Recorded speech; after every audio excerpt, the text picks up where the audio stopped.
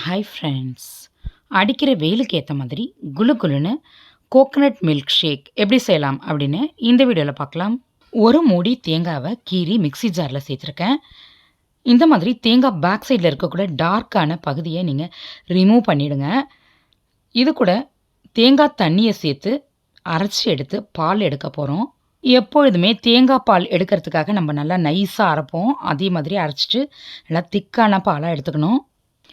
Filter பண்ணிவிட்டு நல்லா பிழிஞ்சு எடுத்துக்கணும், அல்லது ஸ்பூன் வச்சு நல்லா அழுத்தி விட்டு ஒரு ட்ராப் பால் கூட வேஸ்ட் பண்ணாமல் கம்ப்ளீட்டாக எடுத்துடணும். பேலன்ஸ் இருக்க தேங்காய் தண்ணியை இது கூட சேர்த்து ஃபில்ட்ரு பண்ணிக்கலாம், அல்லது கொஞ்சமாக தண்ணி சேர்த்துக்கலாம். இது கூட சேர்க்கறதுக்காக 10 முந்திரியை கிரைண்ட் பண்ணி நல்லா பவுடராக எடுத்துக்கலாம்.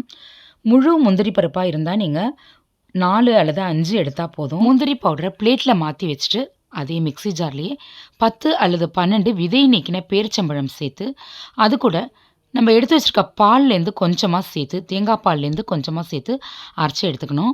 இது மாதிரி ஃபைன் பேஸ்ட்டாக அரைச்சி எடுத்துக்கணும். ஒரு கிளாஸில் நம்ம அரைச்சி வச்சுருக்க பேரிச்சம்பழ பேஸ்ட், கிரைண்ட் பண்ணி வச்சுருக்க முந்திரி பவுடர், தேங்காய் பால் எல்லாத்தையுமே 1 by 1 சேர்த்துக்கணும். இது கூட ஊற வச்ச பாதாம் பிசின் சேர்த்தா ரொம்ப சூப்பராக இருக்கும். ஜிகர்தண்டா மாதிரி இருக்கும். அது மாதிரி சேர்த்து பாருங்கள் நீங்கள். நான் இன்றைக்கி சேர்க்கல. இது மேலே லைட்டாக கூலிங்காக இருக்கிறதுக்காக கொஞ்சமாக ஐஸ் க்யூப் சேர்த்துங்க. இந்த மில்க் ஷேக் நீங்கள் ப்ரிப்பேர் பண்ண உடனே சாப்பிட்றணும். உங்களுக்கு எப்போ தேவையோ அதுக்கேற்ற மாதிரி உடனே ப்ரிப்பேர் பண்ணி உடனே சாப்பிட்ருங்க. மார்னிங் பிரேக்ஃபாஸ்ட்டுக்கு பதிலாக இதே மாதிரி ஒரு கிளாஸ் சாப்பிட்டிங்கன்னா நல்லா ஃபில்லிங்காக ஹெல்த்தியாக இருக்கும். சின்ன பசங்கள்லாம் ரொம்ப விரும்பி சாப்பிடுவாங்க. அந்தளவுக்கு ரொம்ப டேஸ்டியாக இருக்கும்.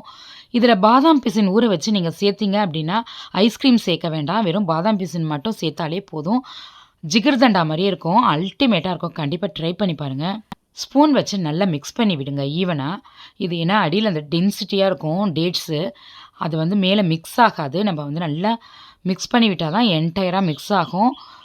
அதே மாதிரி மிக்ஸ் ஆகிற வரைக்கும் கம்ப்ளீட்டாக மிக்ஸ் பண்ணிவிட்டு உடனடியாக சாப்பிடுங்க. சூப்பராக இருக்கும், அசத்தலாக இருக்கும்.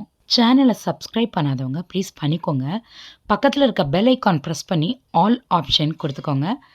நம்ம சேனலில் இன்னும் நிறைய ரெசிபீஸ், சூப்பரான ரெசிபீஸ் இருக்குது. உங்களுக்கு டைம் கிடைக்கும் பொழுது பாருங்கள். இந்த வீடியோ உங்களுக்கு பிடிச்சிருந்தால் லைக் பண்ணி ஷேர் பண்ணுங்கள். இந்த வீடியோவுக்கு கீழே உங்களுடைய கருத்துக்களை பதிவிட மறந்துடாதீங்க. வணக்கம்.